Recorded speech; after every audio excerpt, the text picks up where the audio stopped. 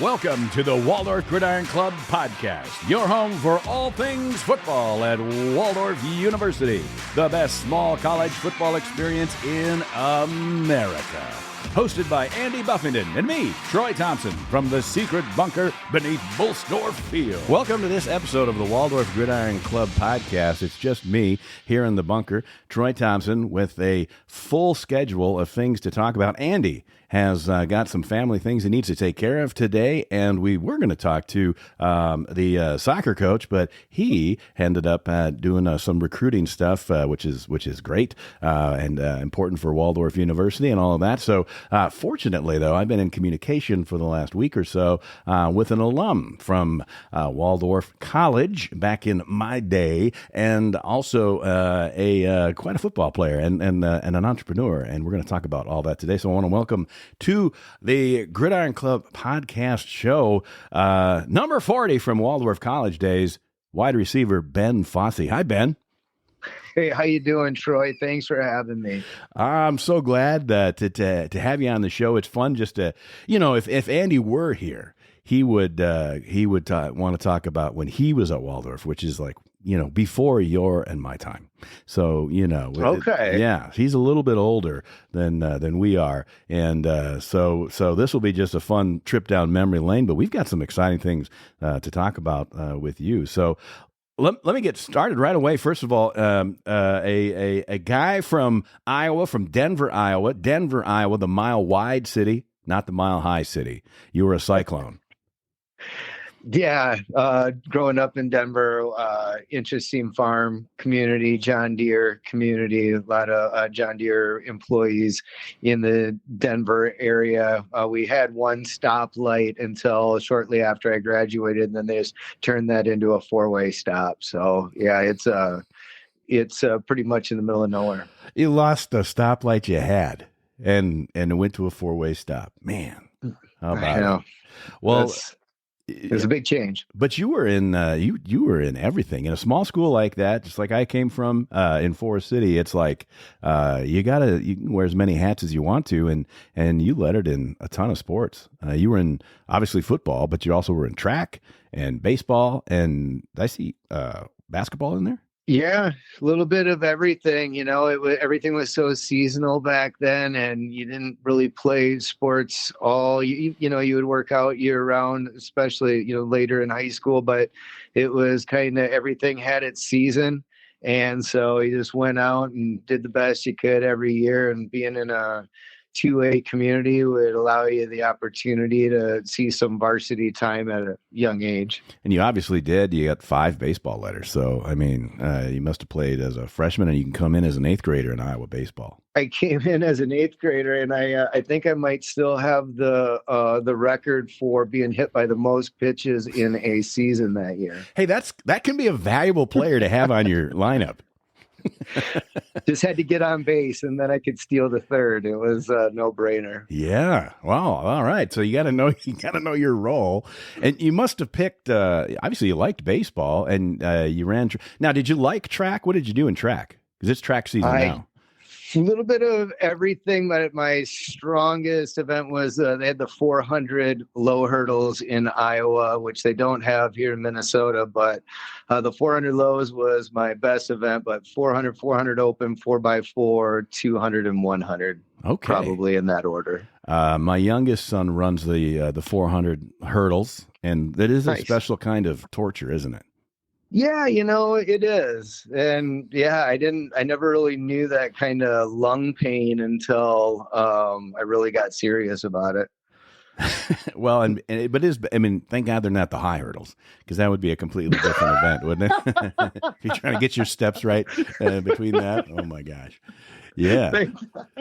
Well, all 4 boys that I have, they all ran track, or one currently still does, and their favorite coach actually is the current Forest City High School track coach, but it was not their favorite sport. They love football, they love baseball, they even like basketball. I think that's how they would rank it, and then comes track. But track is the sport that makes all of the other sports better when you're an athlete.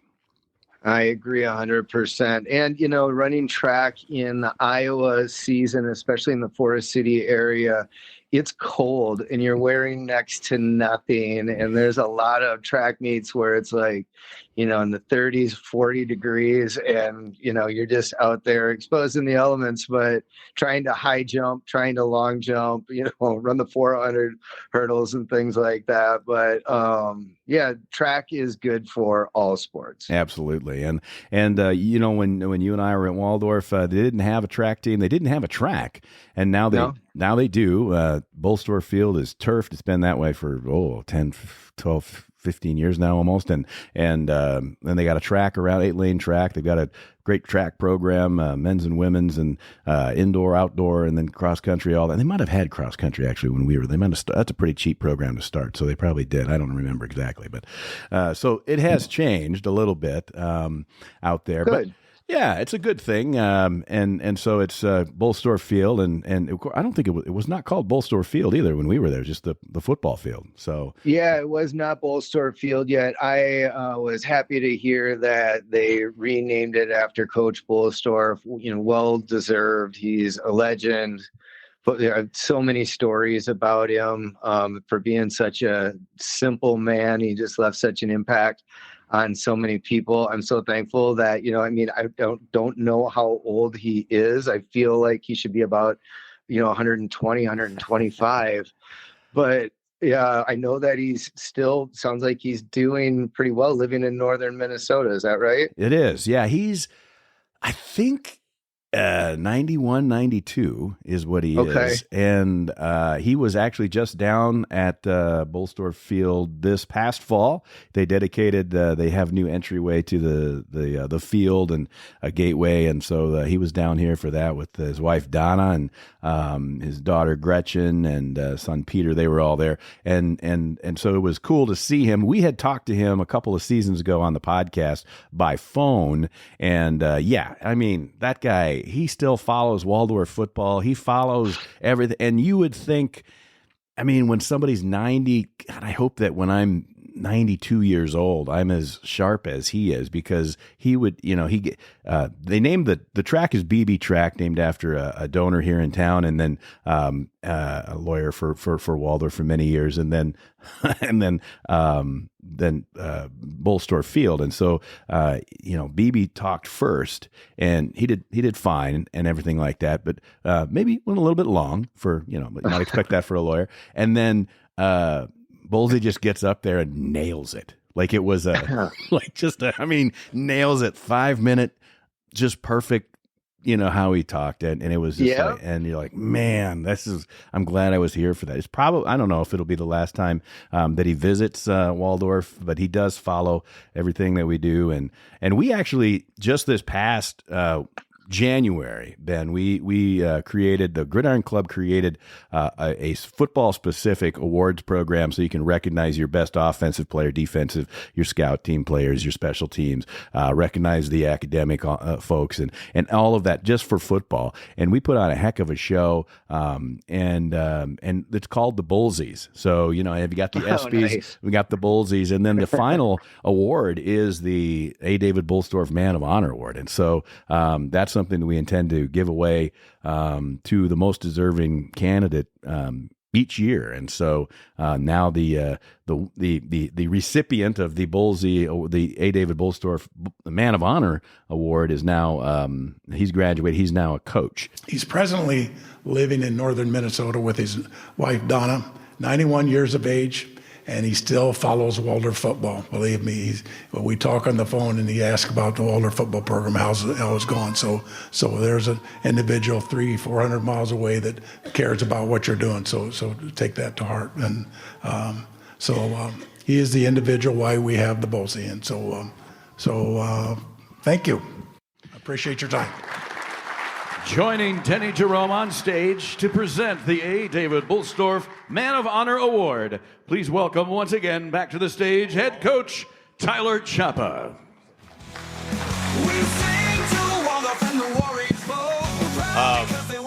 Want to give a good thank you to Coach here, because when I got hired, he was still the athletic director here and brought me into his office and got to know me a little bit. So technically, been here a little bit longer than you, Coach, but no, I'm just kidding.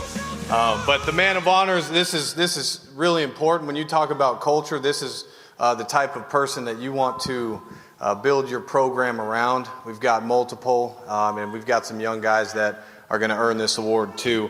You talk about being coachable. A lot of you out here right now, you and I have butted heads, man, right? And we've got into it, and it's been heated, but guess what? At the end of the day, we move on, and it's the next play. And that's how you're coachable. And so you talk about a get-to attitude, right? I tell you guys all the time, it's cold outside, doesn't matter.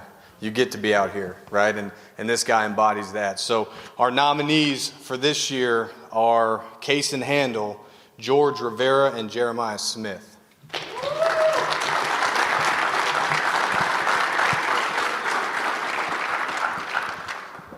The 2024 A. David Bolstorff Man of Honor is Kaysen Handel. Coach Kaysen Handel. Quite a person and quite an accomplishment. Anybody who gets nominated for that or wins that award, that's amazing that you do it, because is such an amazing individual. And I still have his book, Reflections from the Sidelines, which he wasn't quite complete when I was there as a sophomore. And I asked him one time, I said, Coach, I think they were getting ready to put it together because they used some pictures from that 1993 season, like in the book. And I said, Coach, did I make the book? Because Coach and I spent a lot of time together. Like, the punishment was always you had to come, anytime you get in trouble, you had to come down and you had to run like 10 laps to the right, 10 laps to the left, while he was down there doing his meditation, morning meditation and whatnot. And he said, Benjamin, it's not that kind of book. But if it was, I would say that you were the only player that I've had in my history that came down and ran his punishment laps in his bathrobe and boots. That sounds exactly right. Yeah. Yeah. I have that book too. And even to the way it's written. And I asked him about this. I was like, he writes in kind of like lines of 4 or 5, and then they jump over like 2 tabs, and then it's another 4 or 5. I mean, so it's like, I said, why do you write like that? And he goes, well, it's just kind of the way I think. I'm like, okay. I mean, it works, obviously. Yeah, it really does. Another kind of just interesting note is he was coaching at Waldorf when my dad played at Nyack in Mason City. So, if you do the math on that, that's how long he was generationally coaching, in that manner. And I just thought that was really cool too. It is amazing, and obviously, guys had great success while you were at Waldorf, and including the RC Cola Bowl. A lot of those pictures from the '93 season when you guys went 9-2 and won the RC Cola Bowl against Rochester in a sweep. Essentially, that was awesome. And I was a freshman. You're just a little bit older than me, not much, but just a little bit. 1 year ahead. And I just thought, well, this is the best. I mean, I love being a super fan of football, and of course, we lived on the same floor, first floor, Tanner South, although I was looking at the picture and in the yearbook, and I must have been doing, I don't know what I was doing, but I was not in that photo. So there's no photo evidence that I was actually on the same floor as you and Utley and Koss and Granquist and, everybody that was on that floor. And I was like, I was there. I know that was... Yeah. If that floor could talk, holy cow. But no, that 93 season was an amazing season with guys like Aaron Granquist and, our offensive coordinator, Denny Jerome, that year, put an amazing offense together where, if I'm not mistaken, I don't know if anybody's been able to dispute it yet, I'm pretty sure we had the overall #1 offense in the nation as far as average yards per game. And so, that speaks a lot to guys like Denny Jerome, guys like Aaron Granquist, who went on to play at Iowa. He had a good career there. Aaron Black, who came with me to East Carolina University. Yeah. I mean, that year was stacked. It really was. You had your freshman year, you had a pretty good, I think your freshman year might have been 6-4 or something like that. But it was a good year. You could see like there was a change that was happening. And you had a substantial line on both sides of the ball. The defense in the '93 season, I mean, at the RC Cola Bowl, just shut everything down, interceptions, and then of course you yourself came in that sophomore year, which back then it was just 2-year college, and so you caught nearly 1,000 yards in passes. You had all-region 11 team recognition, All-American honorable mention as a wide receiver, and then, of course, the RC Cola Bowl champs, which was 55-23, smacking down Rochester at the Unidome. That was fun to watch. Yeah, that was fun to watch. What was really interesting about that is, I got the All-American badge, and that's great. But we were running an offense, which was just like a standard option offense, which we didn't throw the ball that much, but the defense had to put so many people in the box to stop guys like Aaron Granquist and Antonio Love out of Fort Dodge. Just weapons that once they put it packed in the box, it just left Troy Theobald and I one-on-one on the outside with a safety over the top. And there was nothing they could do. It was, exciting. It was electric to watch. The crowds were great. I referenced the crowds from our time at Waldorf as like that is the standard, and that's where part of the Gridiron Club, 5-6 years ago, where we started this up saying we need to create a culture for this university So when you stop when people come, so we joined the GPAC last year, which is they think I don't know. There's probably better experts in this, but we say that that's probably the best NAIA conference in the nation. A lot of times you're seeing people going to the national championships, 2 or 3, always to the playoffs. I mean, and we met that new conference with its own unique challenges and difficulties. Sure. Didn't have a great season as far as the wins go, and in fact, none in that column, but learned a lot, and it's fun to watch the team develop. And they had 90% retention.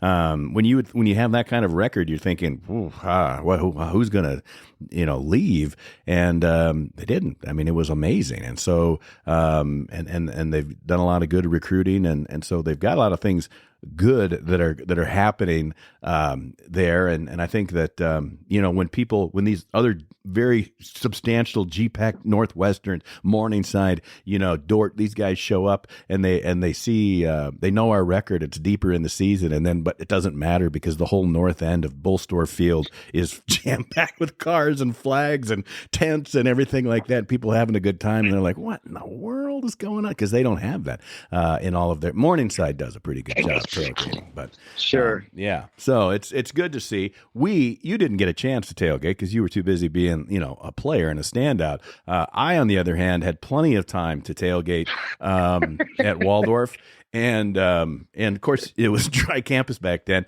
so had to be creative in how that happened. But it was definitely an awesome season to watch. But you went on from there to Eastern Carolina. You mentioned that you were a Pirate out there, and that you guys had some success at as well. That's a Division I team, and I had it right. It is Pirates, right? Yeah, no, it is. Yeah.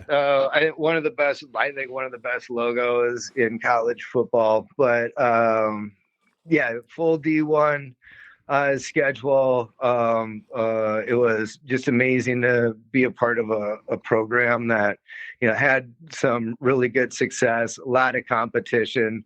Once I got to that level, can't say that I was a standout in any respect, but it was a lot of fun being a part of the Liberty Bowl experience, and being a part of guys that went on to have great careers in the NFL. Like, Larry Shannon went on to the Dolphins. He had Jarris McPhail. They went to the Dolphins together. Mitch Galloway went on to play for the Buffalo Bills for 4 or 5 years. He may have done a stint with the Jets as well. And just, great teammates and a great experience. Aaron Black, like I said, came from Waldorf with me to East Carolina. He went on to continue to have 2 great seasons with East Carolina as well. Wow. Yeah. And then, so as a receiver on that particular offense for the Pirates in those days, was it a little challenging because they were giving the ball to Junior Smith all the time? Yeah. And Junior Smith was a beast. Yeah. Yeah. You've done your research, and it was a full wide open spread, 5 receivers, empty backfield, sometimes 6 receivers. It was quite the difference from, coming from just a straight option offense. But yeah, it was Marcus Crandall went on to win basically the Super Bowl for the Canadian League. I can't believe that, the NFL never ended up snatching him up. But yeah, just a great team, great group of guys. Yeah, absolutely. And a lot of fun. Now, did you go, I can't recall, did you transfer so like at the mid-semester mark in your sophomore year? Correct. You did. So like all of a sudden Ben's gone. Now, what are we going to do on this floor now? Everybody, I think so. I hung out a lot with Joe Allen and Aaron Koss. Great guys. They're amazing and a lot of fun. Probably too much fun, to be honest with you. We had a lot of good times. But man, they went on to Shadron State, and so like everybody on that floor, almost everybody on that floor was either a football player or a baseball player, and I was the odd man out with my roommate who was in the band, and I was a theater guy, which. It was a good time. I know, but it's a little different. Yeah, I hung out with all the football guys all the time, and I was like, yeah, but I got a show over here too. If you guys want to come see something about Shakespeare, it was really cool. Yeah, it's a good mix. Yeah, I thought so. Yeah, that was a fun group of people, and yeah, like I said, they all went on. Maybe not all of them, but it seems like they all went on. And like I said, you went out to Eastern Carolina, and that was big news. I mean, getting out there to D1 ball, and obviously you had the stats to it and the recognition from Waldorf. And did anybody help you with that, or was that just like you had to take care of your own business to find those other opportunities? When Coach Bolstorff was recruiting me, I had a handful of 1AA offers and Division II offers from different colleges across the country. And so the big news was that I had made a verbal commitment to Tennessee State, which was kind of loosely interpreted. And I think then they leaked it to the Des Moines Register, who ran a story with it. After meeting with Coach Bolstorff, I just really connected with him, and I really trusted him. And he laid it right on the table for me and said if I came in and did everything that he asked me to do, he could all but guarantee me that he could get me a Division I scholarship. And at the time, I wanted to play against the best. I wanted to play with the best. 1AA and D2 is great football. I'm not taking anything away from every level of college football. If you're playing in college, it is great football. But I said, okay. And that's how I ended up coming over there. Now it was at the RC Cola Bowl when the coaches from Pitt and ECU were sitting together watching the game, and somehow I caught their attention by something really subtle that I didn't even, think twice about, that they both noticed.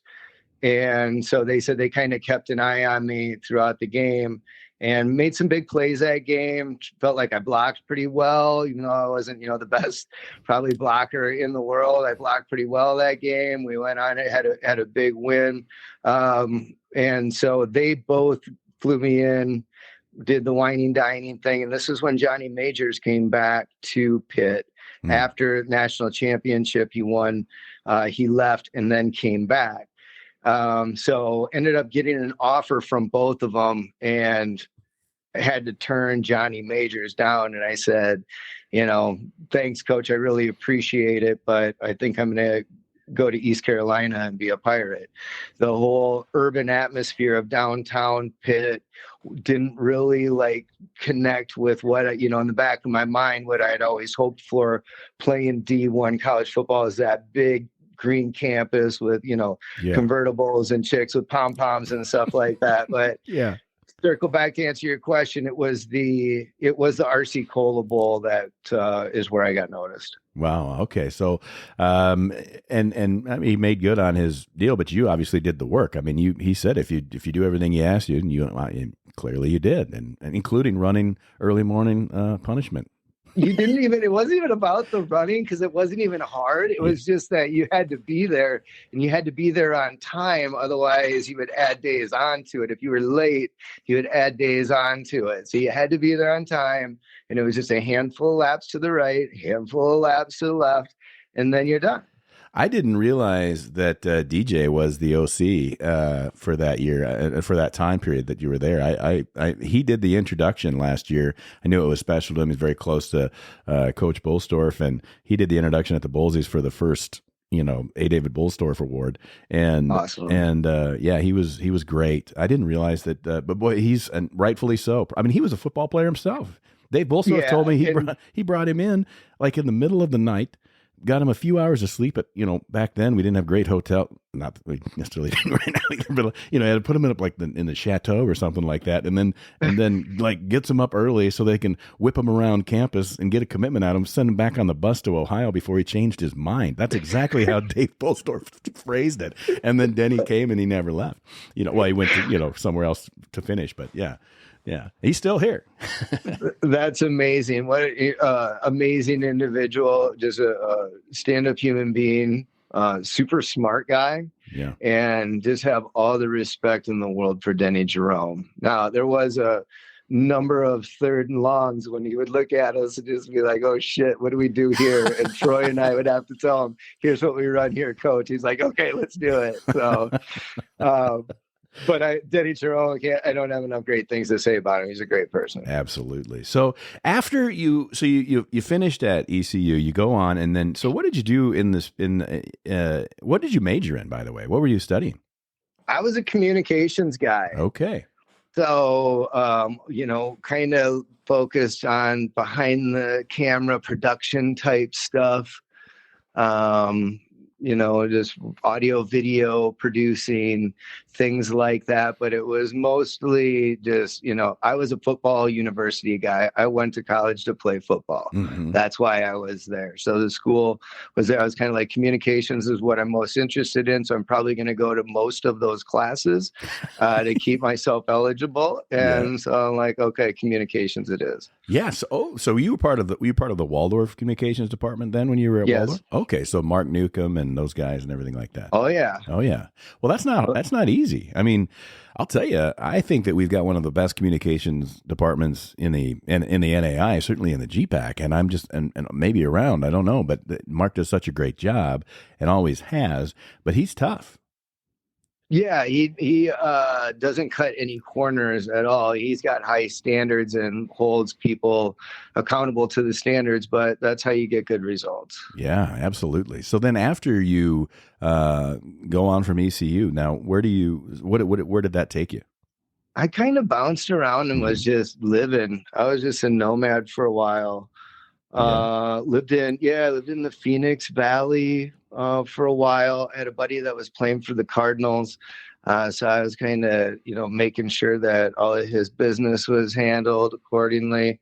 And that was good. I worked for a resort for a while and just was kind of, being a 20-something, went from there to Chicago, just kind of being young and kind of trying to find a good career to get into, and ended up, getting into corporate logistics on a whim, and done that for, 20 some years, as well as just an entrepreneur. Yeah, the entrepreneur part. Now, before we get to that though, I know that you have an anniversary coming up next month.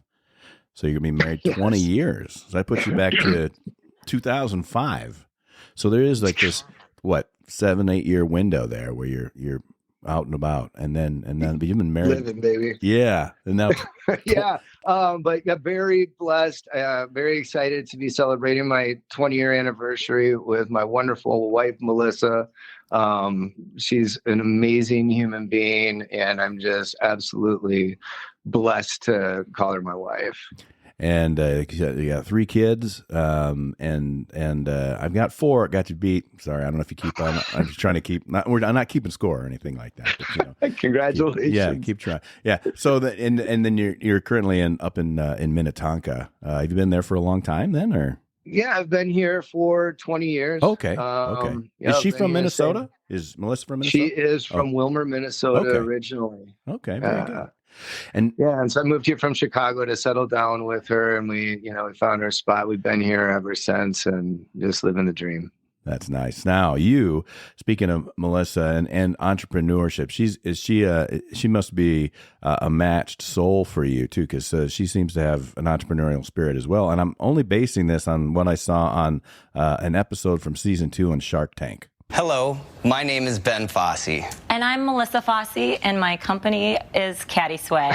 So, I bless her heart for coming, for doing the whole Shark Tank thing. She is the president and CEO of Caddy Swag LLC. Mm-hmm. And yes, we were on season 2 of Shark Tank, but I knew my chances were about 99% better of getting on the show if I had her standing next to me, if you know what I mean. Yeah, for sure. And I know, and I noticed that when you introduced you drove in on a golf cart. I'll put a link. I'll put a link in the show episode so people can check out this episode. And I thought it was good. I watched it just before we started talking, and it is for Caddy Swag, and that's an iceless cooler. I'll let you get into more description in a second here. But you've got Kevin O'Leary, Barbara Cochran, Kevin Harrington was on there. I forget who else, but it was Barbara that was. Like there seemed like there was a glimmer of hope with Barbara for a moment, because it seems like, yeah, I could see why this could be useful. And but I noticed when you came in, rolling in on a sweet golf cart, and that was I'm like, well, that I haven't seen Ben in a long time, but that's exactly what I would remember him doing. And yeah, she gets out, you guys introduce yourself, and you go first, and then she goes, and then she says, my company. My company is Caddy Swag. And I'm like, oh, okay. Yep. Yeah. Minority owned and operated. Yes, she is the president and CEO. And yes, that golf cart, they were billed like, the bill was supposed to go to me. Thank you to Sony Studios for picking up the tab on that, because it was like a $50,000 golf cart or something like that. And they billed like $2,500 a day with a 3-day minimum. Wow. And when I called to take care of the bill, they said, should we just put it on your Sony account? And I said, absolutely.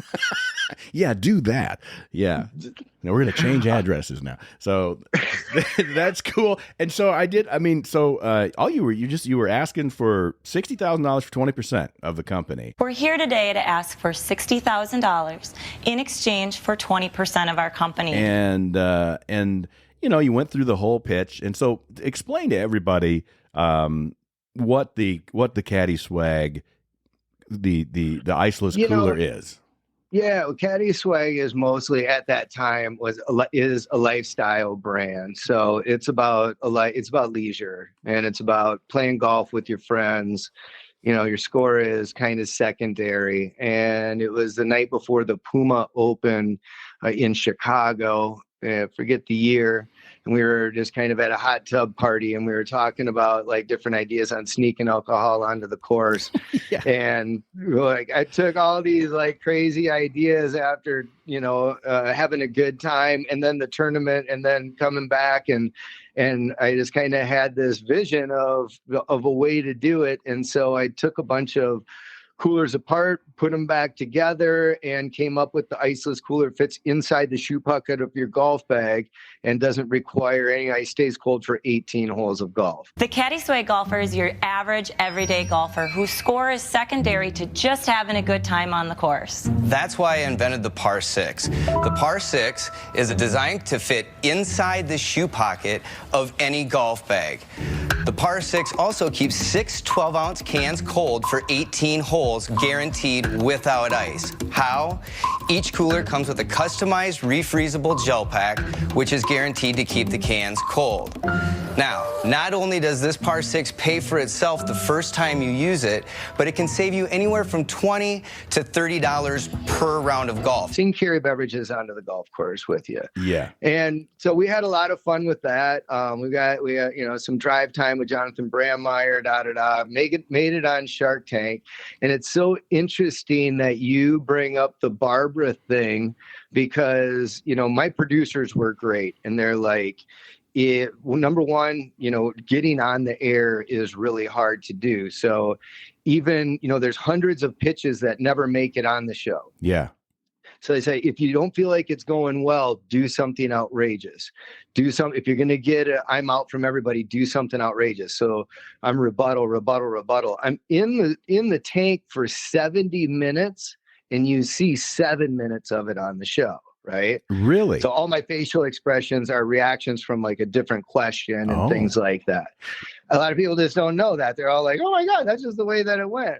So I'm going through doing the thing, and they're out. I'm like, and I had given them all the coolers. You've seen it on the episode where Yes. they're embroidered with Shark Tank. They got a cold 6-pack of Coors Light in there. Like, hey, this is, how could they say no? Yeah. I'm like, you're all out. You don't believe in it. I'm doing my outrageous bit. Give them back. And I went and I took them back. Spoiler alert, if you haven't seen it. Yeah. Well, thank you for your time. Do we get our coolers back then since you don't want them? What you don't see is Barbara stops me and she says, my brothers are roofers. They would love this. Would you mind if I kept 2 for my brothers? And I'm like, you know what, Barbara, you were sweet. Absolutely. Here you go. These are for your brother. And they edited it out just to make me look like a total asshole. Oh, but it was great. And I was going to ask you about that anyway, because I was like, he took the coolers back, which is amazing. And then at the end, now the way the show is that I didn't know that you were there for an hour plus, and that I mean, I know that they edit things down, but I didn't realize you were that's quite a bit of time to be in front of that group of people. It's a firing squad. You're not even done answering one question and another one's coming at you. You're not even done with that and another one's coming at you. Yeah. And so, after you get worn down after a while, and Damon John, Damon John was not my friend at the end. No, he was, you don't even see it on there. He was talking people out of any interest that they may have in it. Wow. Well, they do that though. Yeah. And I wondered whether or not that whole experience is crazy. That here you are, you're like, here's an idea, and you're on, and you're making it work, and you're getting it out, and you're on Shark Tank, which is phenomenal. And you and your wife are there doing this presentation, and they asked you. Of course, the first thing when I'm watching this, I was like, ooh, these guys, some of them golf. And they're probably aware of course rules like I am. And I'm like, is that going to come up? And sure enough, it did, where they were like, hey, you can, and they kind of, I don't know. I don't imagine they talked about that for 70 minutes. They just made that maybe the bent of that 7-minute part. And they're like, you can't bring other people's alcohol onto the golf course. And you're right. People do it anyway. And Melissa nailed it. She's like, well, they're still doing it. So there's still a market out there, and that's afterwards, I thought that is correct. And then I thought, well, why wouldn't you just say, yeah, but you can sneak your own on, or just put 6 in here. If you really want to pay that $40 or whatever, you can, so it was, were they that hard on you on that, or did they just kind of make it look like they were?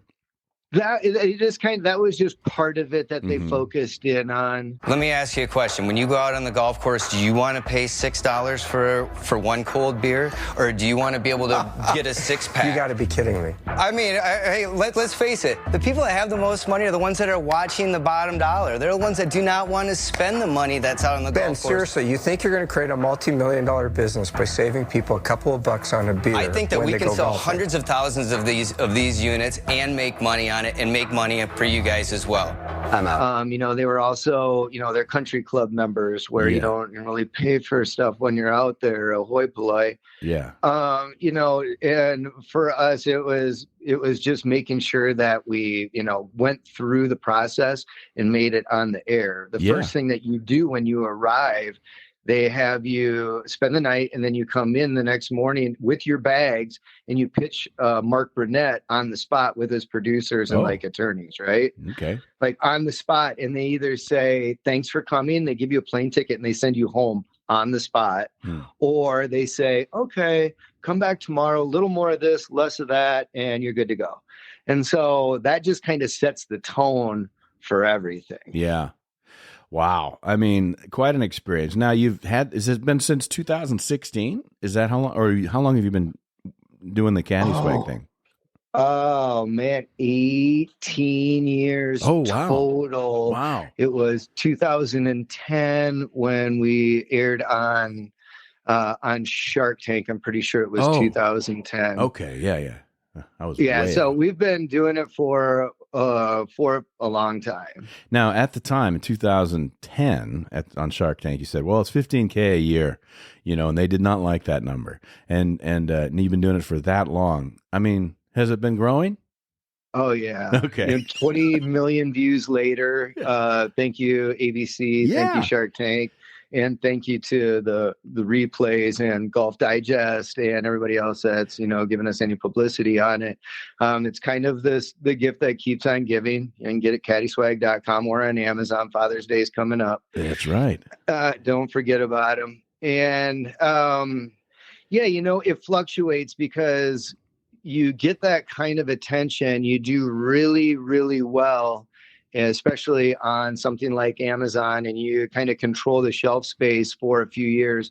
And then, on Instagram, when all those videos that pop up, they're like, you search it like this and it shows you all the people that are making money. And then you go to Alibaba and make your own. Well, that's what happened. And then, 15 knockoffs came into our shelf space after about year 4. It diluted things a little bit, but now, after the dust settles, we're still on top. Well, so you have a background in communications. I know you've got a sense of humor. If anybody takes the time to go to Four City Archives, which is fourcityadvantagepreservation.com, that they're going to see that they can go to look at the Waldorf yearbooks. And so even your photos in, say, like the South Tanner first floor deal, that was a dress up, not just you. It was a rat pack of people. So you've got a sense of humor, and that shows with your communications experience in the video that you that you have on the about part of the Caddy Swag website. So caddyswag.com's got the about part. I don't even know who's the dude. He's like talking about the history. How did it start? And you're like, you've got John Daly. He was terrible before we got involved. And it's hilarious. Oh, God, yes. Yeah, are you talking about the long video that has John Daly and all the other golfers and stuff like that in it? There are two. There's a short version and a long version. Yeah. And the shorter version is this dude, dark-haired guy with sunglasses that just Joe Cocazello. Okay. And who's he? So he's just a local comedian from Brooklyn. Okay. He lives in Minneapolis now. I think he works at a dog rescue center and does stand-up comedy on a semi-national basis. We just knew him through some mutual friends. We let him, wear a jersey on our softball team for a season or two. And when we were putting this idea together for that video, like the history of Caddy Swag, we were like, who are we going to have play like the Kingpin?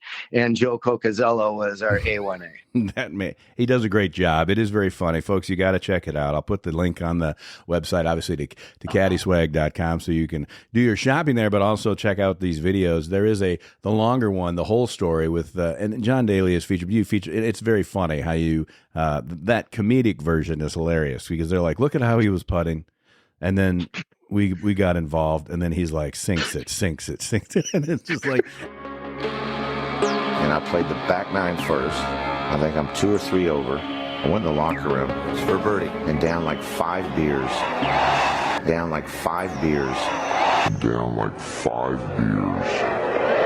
can tell by the walk. And I think I shot 4 under on the front nine. This I don't believe. Yeah, I was in the clubhouse that day. And Caddy Swag knew what had to be done. If we could get beers into John's bag, he was going to be a better golfer.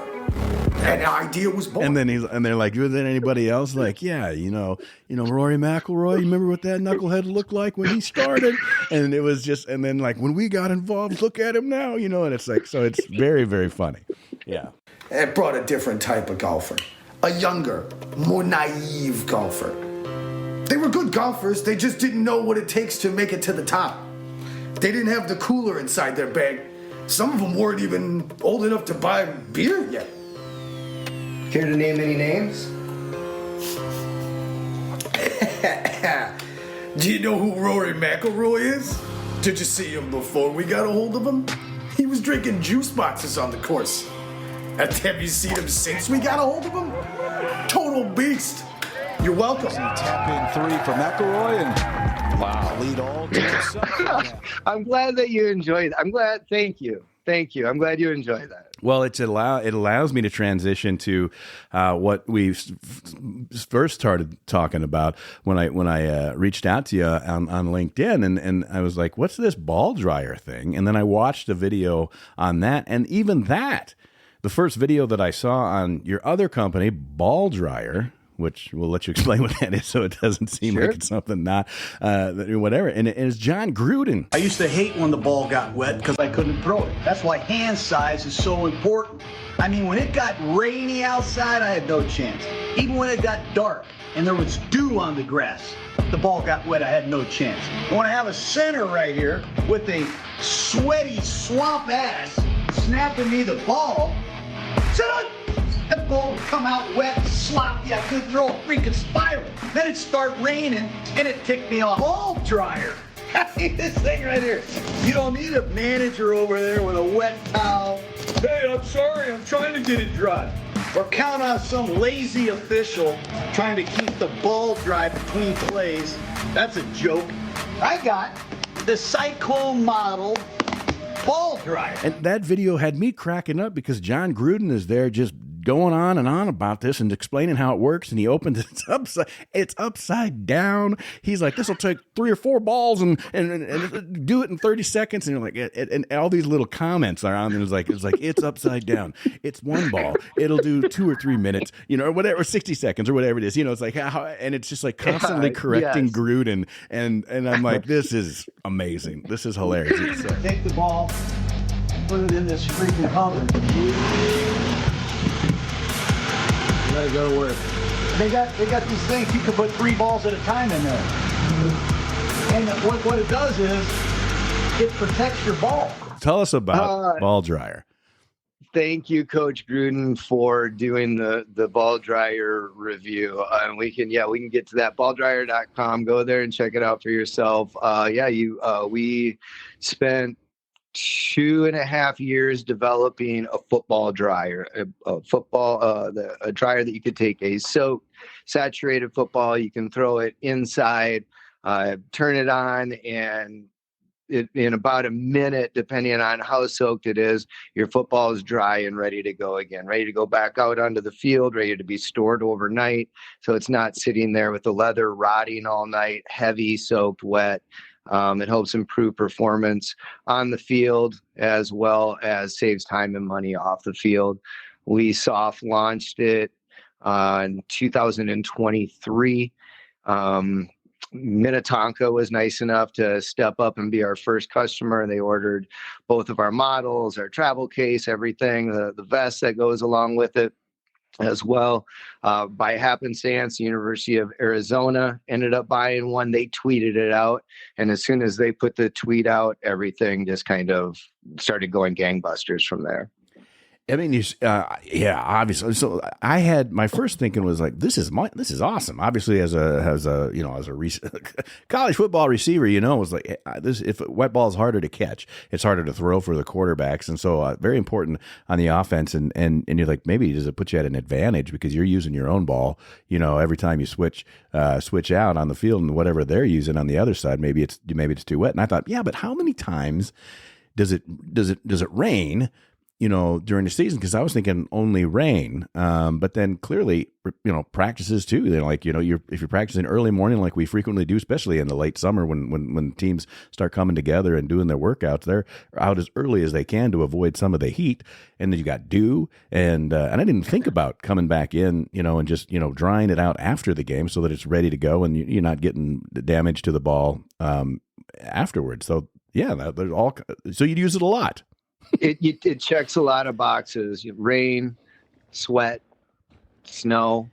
It does, it heats up to 120 degrees Fahrenheit as well. So in environments like ours, late in the season, you'll find quarterbacks and receivers putting their hands in real quick before they go out, just to get a little bit of feeling in their fingertips, if you will, and keep the balls from completely freezing before they go into play.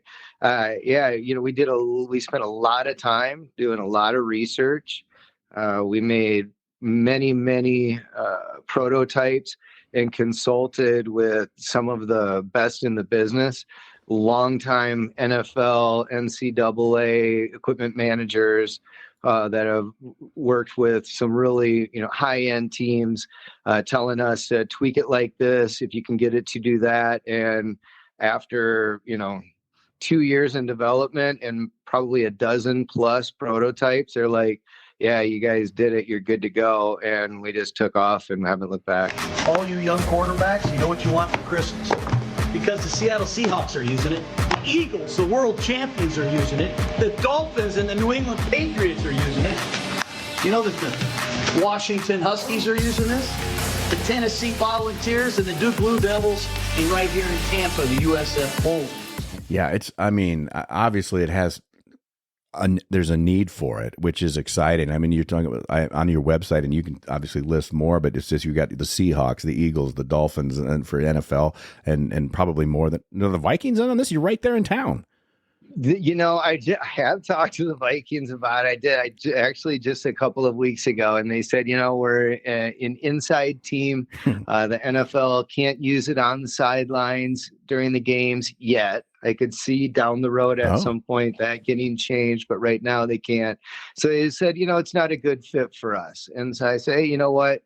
Completely understand, no problem. And then you turn around and what you don't see on our website is that the Steelers and the 49ers recently ordered it as well. So, it is making some waves. The Eagles have 2 of them. The Seattle Seahawks have 4 of them, I think. Yeah. Wow. And you've got, and then obviously all kinds of college teams, and I see Iowa State's one of them, so that's good to know. I don't know what's going on with the Hawkeyes there, but apparently, maybe they have one too now. I don't know.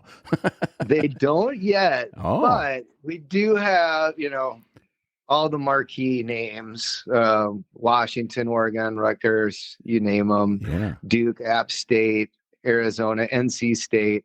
But when you get the really smart school, like Colorado School of Mines, and like Duke and engineering schools that are ordering from you, it just, I don't know, it just feels good. Like, these are really smart people and really smart schools ordering a really smart product. And did you think there's no way that when you're, coming down from the high of the RC Cola Bowl, that you're like, what I'll probably do? I'll probably invent some amazing things that, for this game. Were you thinking back then about this type of stuff? That game was in a dome. Yeah. And, my frontal lobe was far from developed at that point. Yeah. I was football and girls was pretty much, all I was really worried about. But we did, the company of mine that you won't find on the internet, all we do is specialize in first to market one-of-one products. So if you have something unique, something interesting, something that is not out there right now that, consumer products can be challenging. But if, get in touch with me if you want any advice on how to take it from an idea into putting it into the market. How about that? So, Gridiron fans, this is third company is what's that called?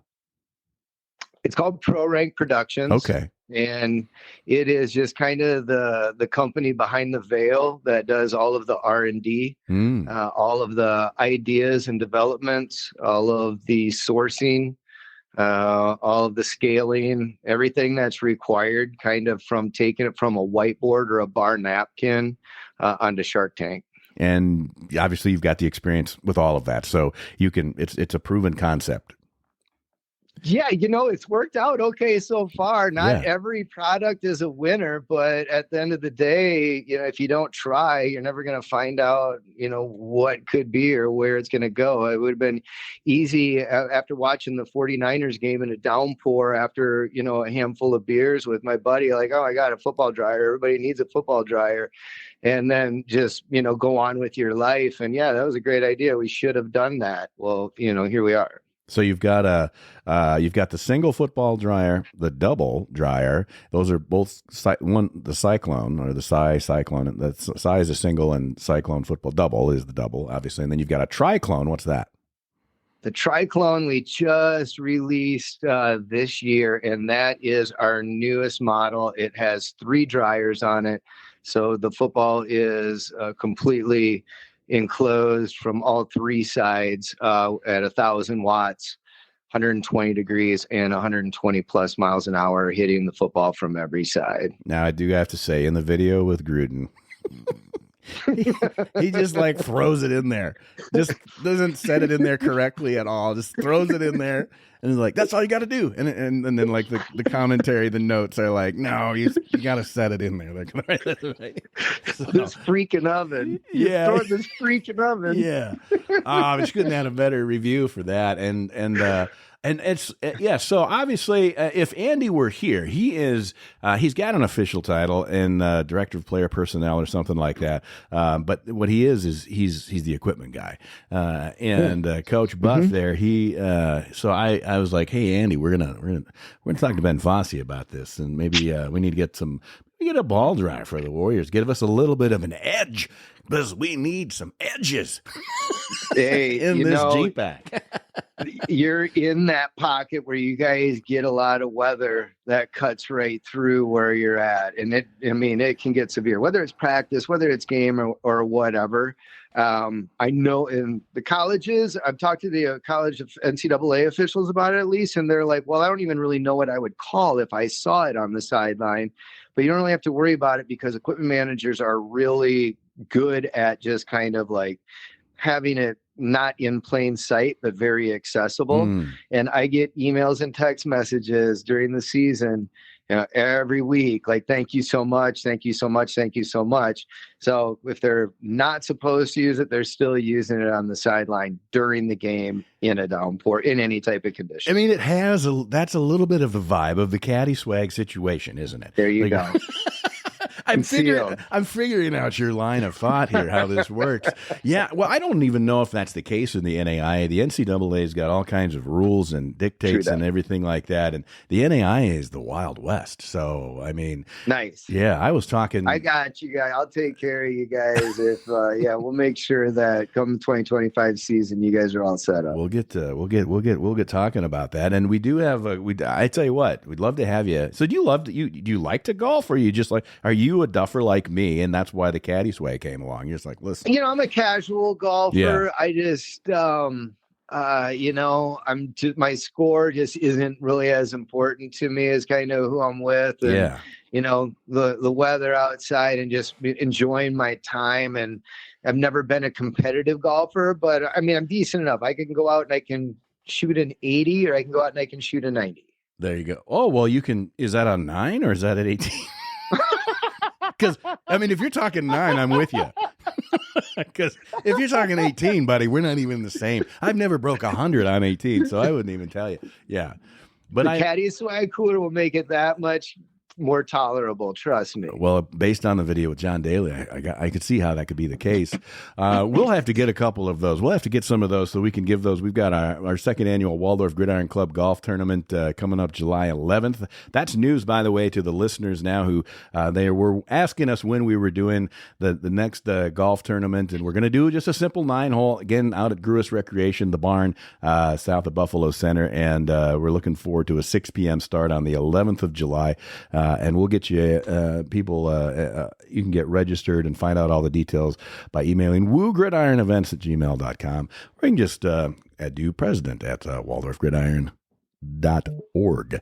We'll be happy to tell you about that. So Ben, we'll have to get some cool caddy swag stuff that we can give away as prizes, and so we'll be talking to you about that as well. Oh, I'd love to take care of you guys on that. No problem at all. Hey, you're welcome to come on down and bring and bring your 80-90 score self with whoever you want and participate. That's a Friday night though, so you'd have to probably hang out a little bit. If it's an evening 9 holes, you're probably not driving back to Minnetonka. Okay. Yeah. Do they still have that Winnebago mansion? Is that still part of the college, like that the president used to live in? Yeah. So John V donated that to the school, and they did. So Bill Ham lived there when we were there. Oak Knoll is what that was called. Oak Knoll, yes. Yeah. And they, the college then sold it. So we went through an interesting period there where we were, like 2008 timeframe. I think we were purchased by a for-profit, which actually was probably the best thing that ever happened to Waldorf. Now it's back to being the Waldorf Lutheran Foundation purchased it back 2 years ago, so it's back to being not for profit and Lutheran affiliated and all that other stuff. But there was like a 10 or 15 year period there where it was a for profit, and the Mays Education Group purchased it. And I'll tell you what, that made a huge difference for Waldorf, because for one thing, it was run by business people. So they were like, education's a business. Let's run it that way. And so they fixed a lot of problems. That's how we got our turfed field. We got partnerships with the schools and things like that. They did all kinds of great things, including starting an amazing online program. So Waldorf is actually, I think the second or the third largest private school now in Iowa, based on their enrollment online. So they continue to grow in that regard. Still a small school on campus, like when you and I were there. I think there were probably 700 or so when we were there, and it's right around that same range. So that part of it hasn't changed much. Way more athletes on campus than when you and I were there as students, and just way more programs and a lot of great competition and all of that stuff. So yeah, we don't have Oak Knoll. They sold that when they became for profit. And so it's back in the private sector. So am I staying at your place then? You'll have to stay at my place, but Ben, that's not bad. See, for me, that's only Gruis Recreation Center. The golf course at the barn is only like 6 miles, and it'd be like 10 miles away from Forest City. So it's like I'm actually closer. So it's a shorter trip on a Friday night. Yeah, I'm in. All right. Well, I'll get you the details on that. I have to tell you that this has been just an awesome opportunity for a variety of reasons. Great to reconnect with you, since it's been a long time since it's 30 years ago since we lived on First Floor Tanner together. You've had an amazing college career in football. You've gone on to do amazing things as an entrepreneur, and congratulations on your 20 years of marriage with Melissa and your family, and all of that is wonderful. But I tell you what, the thing is with this show, Andy and I have had the opportunity in the last 3 or 4 years to sit down, and we've talked to coaches, we talked to players, and that's the regular rigmarole. We want to get to know. The whole thing started because we wanted parents to be able to hear the voices, one, of their own kids when they're on the show, but also to get to know the kids that their kids are playing with and spending all this time as part of a football team. He gave me I wouldn't be the man I am today without what he did. He instilled discipline in me, characteristics that a kid at like how young I was really wouldn't have. Yeah. Always showing up to. The saying was, if you're earlier on time, if you're on time, you're late. So that was something I really prided myself on. I was with my dad, obviously, and then same with my little sister. She ended up living with my mom, who lives in Yuma, Arizona, also. So it was like visits, but every time we get together, it was like time hasn't changed. Yeah, that's great. Just get together, have fun.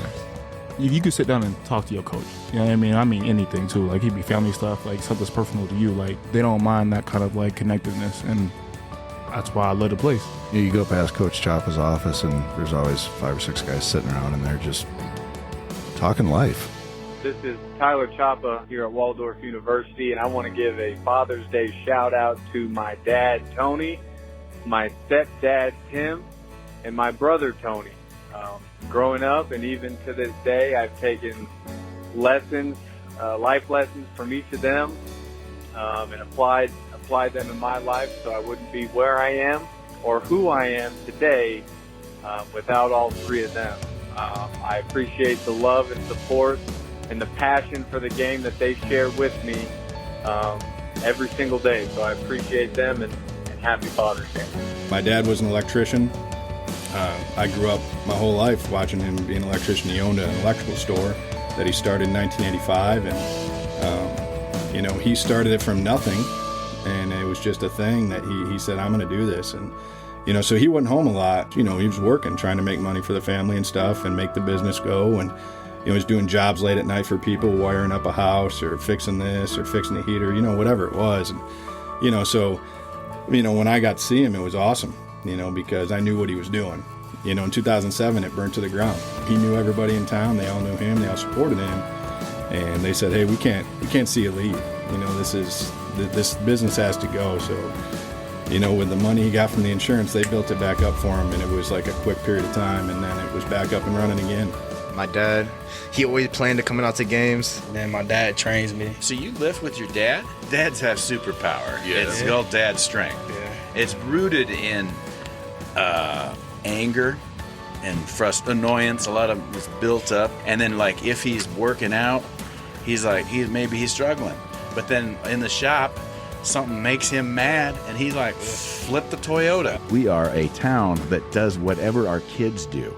So if our kids are there, we're there. Well, now guess what? When you come to Waldorf, you're our kids for the next few years. Yep.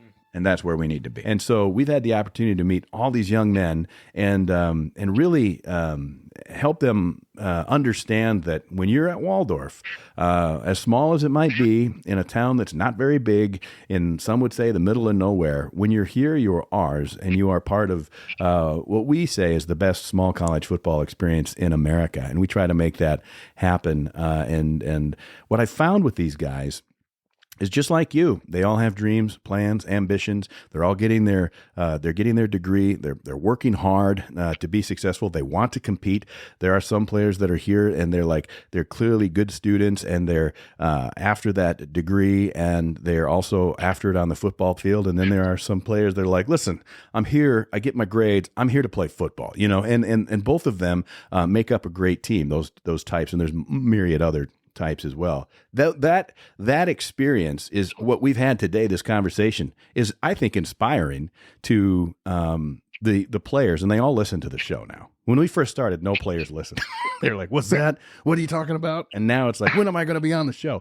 So to hear a success story of a Warrior player who has done and gone on to do these things and has truly an inventive entrepreneur, and that's amazing. So it's great for our Warriors to hear that and to be able to look up to.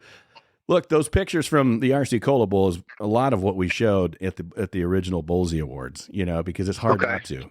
We let people know that there's a lot of victory and tradition and wonderful things in our history, and as we look forward, it's amazing. And thanks for being a part of that.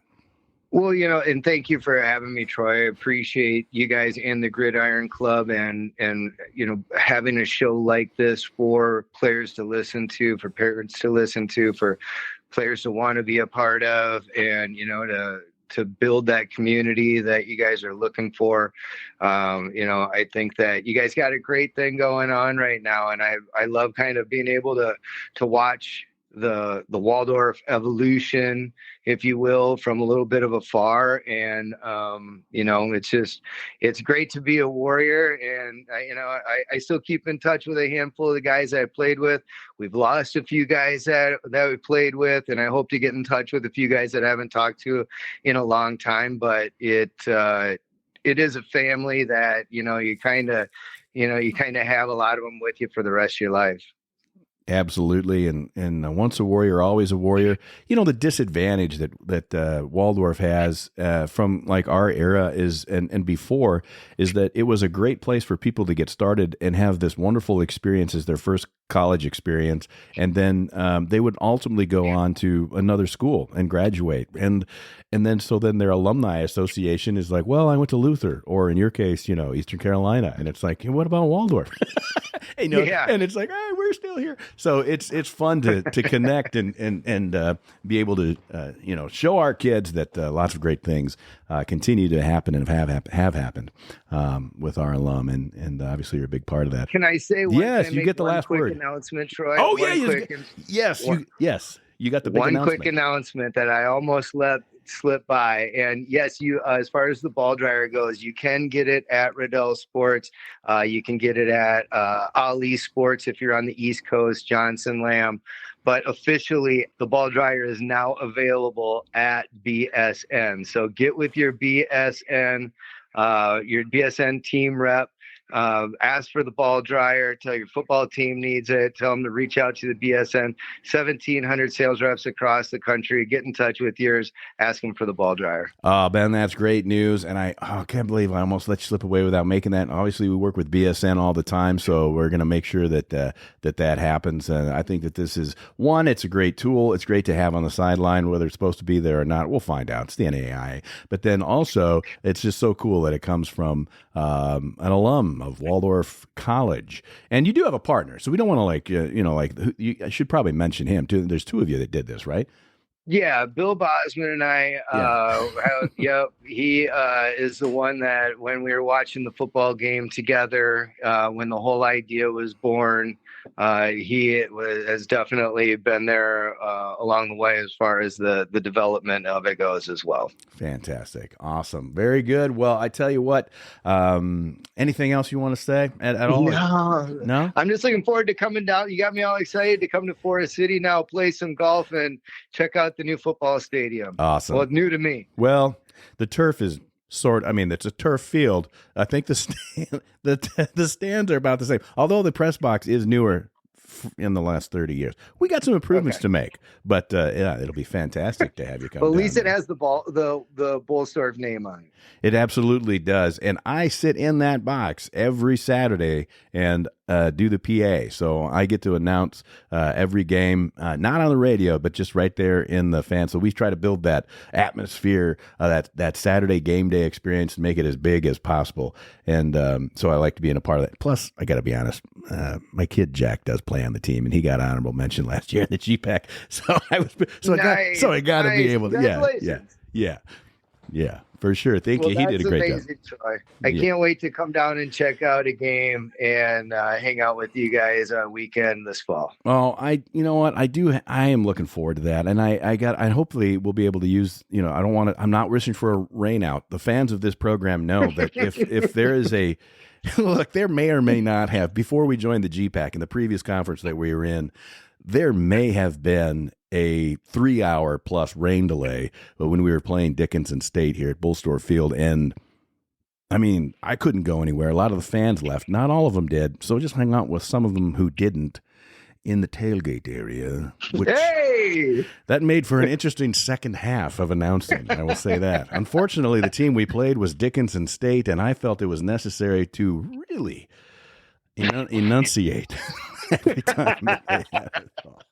Oh, that's amazing. Hey, I love that the Gridiron Club likes to have a good time. Oh, that is what we're known for. And in a situation like the Dickinson State game, that ball dryer would have been super handy. So we'll make sure we get you one for this year. Fantastic.